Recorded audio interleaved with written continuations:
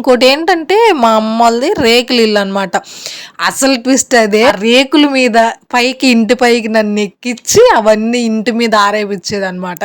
ఇవన్నీ మన తోట అయ్యే పనులాగా ఏం కనిపించట్లేదే అన్నట్టే ఉంటది. హలో అండి అందరికి, welcome to my channel Aishu Harsha life style vlogs. అందరూ ఎలా ఉన్నారండి, బాగున్నారా? నేనైతే చాలా బాగున్నాను. మీ అందరు కూడా బాగుండాలని మనస్ఫూర్తిగా కోరుకుంటున్నా. వీడియో అయితే న్యాచురల్ గా చాలా బాగుంటుంది, మీ అందరికి కూడా తప్పకుండా నచ్చుతుంది. వీడియోని స్కిప్ చేయకుండా చివరి వరకు చూసి నచ్చితే ఒక చిన్న లైక్ ఇవ్వండి. అలాగే ఫస్ట్ టైం మన ఛానల్ ఎవరైనా కొత్తగా చూస్తుంటే సబ్స్క్రైబ్ కూడా చేసుకోండి. వీడియోస్ పోస్ట్ చేసి చాలా రోజులు అయిపోతుంది కదా, ఎప్పుడు లాంగ్ వీడియో పోస్ట్ చేసినా ఎక్కువ టైం తీసుకోకుండా కనీసం 2 డేస్కి ఒకసారి లేదా 1 వీక్ ఒక వీడియో అన్న పెడదాం అనుకుంటాను. ఇవన్నీ మన తోట అయ్యే పనులాగా ఏం కనిపించట్లేదే అన్నట్టే ఉంటది. ఎప్పుడు చూడు లాంగ్ వీడియో పోస్ట్ చేసిన 15 డేస్కి ఒకసారి వీడియో పెట్టాల్సి వస్తుంది. ఇక నుంచి అయినా పర్ఫెక్ట్ గా 2 డేస్కి ఒకసారి వీడియో పెడదామని గట్టిగా ఫిక్స్ అయ్యా. మీరు కూడా నేను పెట్టే ప్రతి వీడియో చూసి నాకు కొంచెం సపోర్ట్ చేయండి అబ్బా. మీరు ఇచ్చే మోటివేషన్ తోటి ఎక్కువ గ్యాప్ తీసుకోకుండా ఫాస్ట్ గా అయితే వీడియోలు అప్లోడ్ చేసేస్తాను. ఇంకా వీడియో విషయానికి వస్తే ఉగాది పండగ దగ్గరకు వస్తుంది కదా, ఇంకా ఈ రోజు ఇల్లంతా క్లీన్ చేసుకుందాం అనుకుంటున్నాను. ఇంకా ఫస్ట్ అయితే టిఫిన్ చేసేసి ఇంట్లో పనులన్నీ స్టార్ట్ చేద్దాంలే అని ఇక్కడ టిఫిన్ కోసం అయితే ఉగ్గాని చేస్తున్నాను. ఈ ఉగ్గాని రెసిపీ గురించి అయితే నేను అసలు ఏం చెప్పట్లేదు, ఎందుకంటే ఆల్రెడీ ఇంతకు ముందు ఉగ్గాని ఎలా చేయాలి ఏంటి అనేది మన ఛానల్లో ఆ వీడియో అప్లోడ్ చేశాను. ఎవరైనా ఇంట్రెస్ట్ ఉన్న వాళ్ళు చూడాలి అనుకుంటే ఒకసారి చూసేయండి. ఇక్కడ మీకు ఒక టిప్ చెప్తాను చూడండి. నేను ఇప్పుడైతే హాఫ్ లెమన్ వాడాను, ఇంకో హాఫ్ లెమన్ అలాగే ఫ్రిడ్జ్ లో పెట్టేసాం అనుకోండి ఎండిపోయినట్టు అనిపిస్తుంది కదా. అలా కాకుండా మనం వాడేసిన నిమ్మ తొక్క కూడా దీనిపైన పెట్టేసి ఒక టూత్ పిక్ కానీ గుచ్చేసి ఫ్రిడ్జ్ లో పెట్టామనుకోండి, మళ్ళీ అది వాడే వరకు అది అలాగే ఫ్రెష్ గా ఉంటుంది, ఎండిపోకుండా. అయితే ట్రై చేయండి. ఉగ్గాని అయితే టేస్ట్ సూపర్ వచ్చింది అసలు. ఈ ఉగ్గాని రెసిపీ ఒకసారి మా ఫ్రెండ్ వాళ్ళ ఇంటికి వెళ్ళినప్పుడు వాళ్ళు చేశారనమాట. ఇంకప్పుడు ఒకసారి తిన్నా, ఇంకప్పటి నుంచి నా ఫేవరెట్ అయిపోయింది. చాలా మంది ఉగ్గాని బజ్జీ అంటారు కదా, ఇప్పుడు బజ్జీలు ఎక్కడ తీసుకొద్దాం పొద్దున్నే, అందుకని బజ్జీలు లేకుండా ఓన్లీ ఉగ్గాని చేసుకుని తినేసాం. ఇంకా తినేసిన తర్వాత తిన్నదరిగిన దాకా ఇప్పుడు ఇంట్లో పని అంతా చెయ్యాలన్నమాట. ఫస్ట్ అయితే కటన్లు, బెడ్షీట్ కవర్లు, పిల్లో కవర్స్ అన్నీ తీసేసి మొత్తం అయితే నానబెట్టేసి కొంచెం నాంతా ఉంటాయి కదా, ఈ లోపు ఇంట్లో పని చేసుకోవచ్చులే అని చెప్పనేసి ఇవన్నీ తీసేస్తున్నాను. ఏ పండుగ వచ్చినా కానీ మనకి ఇంట్లో క్లీనింగ్ సెక్షన్ మాత్రం నార్మలే కదా. ఇంకా అందుకోసమే ఇంకా మనకి తెలుగు వాళ్ళకి ఈ ఉగాది పండుగ కొత్త సంవత్సరంతో సమానం కదా, అందుకోసం అని చెప్పనేసి ఇంకా ఇంట్లో అంతా మంచిగా చేసుకుందాము, బూజులు అవి దులిపేసుకొని అని చెప్పనేసి ఫస్ట్ అయితే బట్టలన్నీ తీసుకొచ్చి నానబెట్టేస్తున్నాను. ఇవి నానే లోపు ఇంట్లో బూజులు దులుపుకో, ఫ్యాన్లు తుడుచుకోవడము, ఇంకా చిన్న చిన్న పనులు ఉంటాయి కదా, విండోస్ క్లీన్ చేసుకోవడము, ఇంకా అవన్నీ చేసుకునే లోపు ఇవైతే కొంచెం బాగా నానతాయి కదలే అని చెప్పనేసి ఫస్ట్ అయితే ఇవి నానబెట్టేస్తున్నా. మా హర్షాన్ని గమనించారా, కుక్క పిల్లలాగా నేను ఎక్కడుంటే అక్కడ వెనకమాల తోకలాగా తిరుగుతూ ఉంటాడు. ఇంకా చేసే పనులన్నీ వీడియో తీస్తా చేశాను అనుకోండి, గంట పట్టే పని 2 గంటలు పట్టిద్ది. మనం కెమెరా సెట్ చేసుకొని వీడియోలు తీసుకొని అటు ఇటు మార్చుకుంటూ చేసుకుంటూ ఇంకా ఇక్కడే సరిపోద్దులే టైం అంతా అని చెప్పనేసి నేను ఇంట్లో ఆ బూజులు దులిపేటప్పుడు కానీ అవన్నీ కూడా ఏం వీడియో తీయలేదు. ఇంకా దాంతో పెట్టుకుంటే ఇంకా అలాగే సరిపోతుందని చెప్పనేసి ఇంకా అవన్నీ క్లీన్ చేసుకున్న తర్వాత ఇల్లంతా అయితే తుడిచేసుకుంటున్నా. ఒకసారి వంటగది అయితే రీసెంట్ గానే మొన్న ఊరు వెళ్తే బాగా దుమ్ము పట్టేసిందని చెప్పని మొత్తం క్లీన్ చేసుకున్నాను. ఇంకో అందుకోసం అని చెప్పనేసి పేపర్ల వరకు మార్చేసి పైన తుడిచేసి మళ్ళీ సర్దేసుకున్నాను. ఇంకా అది కూడా ఏం వీడియో తీయలేదు. ఇల్లు మొత్తం బూజు దులపడం వలన ఇల్లంతా బూజు పడిపోయి దుమ్ముగా ఉంది. ఇంకా అందుకనే మొత్తం ఒకసారి అయితే ఇలా తుడుచుకొచ్చేస్తున్నాను. ఇల్లు తుడవడానికి కర్ర కొత్తది ఒకటి తీసుకుందాం అనుకున్నాను కానీ ఏముందులే ప్రస్తుతానికి ఇది బాగానే వర్క్ అవుతుంది కదా అని చెప్పనేసి కొత్తది అయితే ఏం తీసుకోలేదు. అందులో కూడా నడుముకి కొంచెం పని చెప్పినట్టు ఉంటదిలే అని చెప్పనేసి ఇంక ఇదే వాడుతూ ఉన్నా. ఈ పనులన్నీ చేసేటప్పటికి నా పని అయిపోయింది. ఇంకా అసలు పని ఇప్పుడే స్టార్ట్ అవుతుంది. ఇంక ఈ బట్టలు ఉతికేటప్పటికి అబ్బో నా పని అయిపోయినట్టే. ఏదైనా సగం పనులు చేయటం ఇష్టం ఉండదబ్బా. ఏదన్నా చేయగలిగితే పూర్తిగా చేయాలి, లేకపోతే అసలు చేయకుండా అన్నా వదిలేసేయాలి. ఇలాంటి పండుగ రోజుల్లో కొంచెం పని ఎక్కువగానే ఉంటుంది.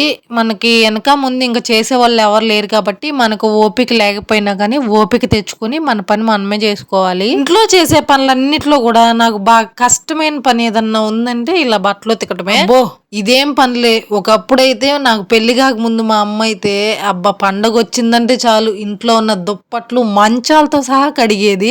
పొద్దున్న లెగిస్తే మధ్యాహ్నం వరకు ఈ బట్టలు ఉతకటం, జాడించటం, ఆరేయటం, ఇల్లు కడుక్కోవటం ఇంకా వీటితోనే సరిపోయేది. ఇంకోటి ఏంటంటే మా అమ్మ వాళ్ళది రేకుల ఇల్లు అనమాట. అసలు ట్విస్ట్ అదే. బట్టలు ఈ దుప్పట్లన్నీ ఉతికి ఇంట్లో బట్టలన్నీ ఉతికేటప్పటికి చాలా బట్టలు అవుతాయి కదా, తీగలు సరిపోయేవి కాదు. అయినా కానీ మా అమ్మ ఆ రేకుల మీద ఇంటి పైకి నన్ను ఎక్కించి అవన్నీ ఇంటి మీద ఆరేపిచ్చేది అనమాట. డాబా ఇల్లు అయితే మెట్ల మీద ఎన్నిసార్లు కావాలంటే అన్నిసార్లు ఎక్కొచ్చు దిగొచ్చు. కానీ ఇది రేకుల ఇల్లు కదా, కిటికీ మీద నుంచి ఎక్కాల, కిటికీ మీద నుంచి దిగాల. ఒకసారి ఎక్కితే నేను దిగలేనని చెప్పి మా అమ్మ నేను బట్టలన్నీ ఉతికి అయిపోయిన దాకా ఆ రేకుల మీదే కూర్చునేదాన్ని.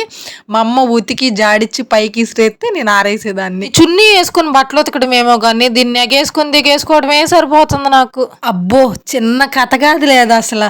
కానీ నేనేం చేసేదాన్ని కాదు, బట్టలు ఆరేయడం తప్పనిచ్చి. పాపం అన్ని బట్టలైనా అన్ని దుప్పట్లైనా అన్ని మా అమ్మే ఉతుక్కునేది, మా అమ్మే జాడిచ్చేది. ఓన్లీ ఆరేయటం వరకే మన పని. ఇప్పుడు నేను ఈ పనులన్నీ ఒక్కదాన్నే చేసుకుంటుంటే ఇప్పుడు అనిపించేది పాపం మా అమ్మ ఒక్కటే ఎలా చేసుకునేదో ఏమో అని. మా అమ్మ ఒక్కటనే కాదులే, అమ్మలందరూ అంతే.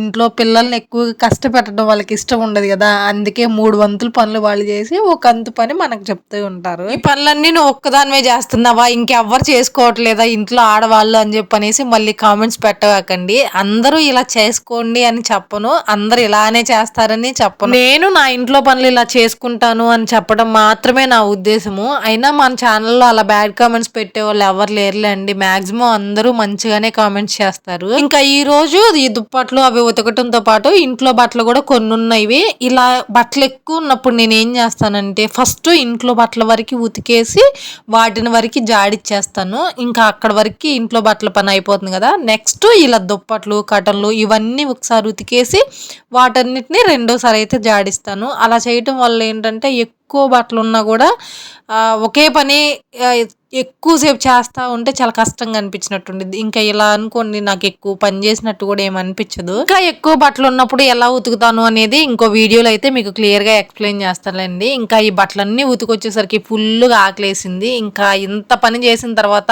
అన్నమో కూర సపరేట్గా చేయాలంటే నా వల్ల అస్సలు కాదు. అందుకనే సింపుల్గా కుక్కర్లో అయిపోయి సింగిల్ పాట్ రైస్ చేసేద్దాం అని చెప్పనేసి టమోటా రైస్ అయితే చేస్తున్నాను. ఇదనుకోండి సింపుల్గా కుక్కర్లో పెట్టేసేయచ్చు, ఒక 10 minutesలో అయిపోతుంది. టమోటా రైస్ నేను సింపుల్ గా ఎలా చేసుకుంటానో మీకు కూడా ఒకసారి చూపించేస్తాను, చూసేయండి. ఫస్ట్ అయితే ఒక కుక్కర్ తీసుకొని 2 టేబుల్ స్పూన్ల ఆయిల్ 2 టేబుల్ స్పూన్ల నెయ్యి వేసుకొని బిర్యానీ స్పైసెస్ అన్నీ వేసుకోవాలి. అందులోనే పచ్చిమిర్చి ఆనియన్ కరివేపాకు కూడా వేసుకొని మంచిగా ఫ్రై చేసుకోవాలి.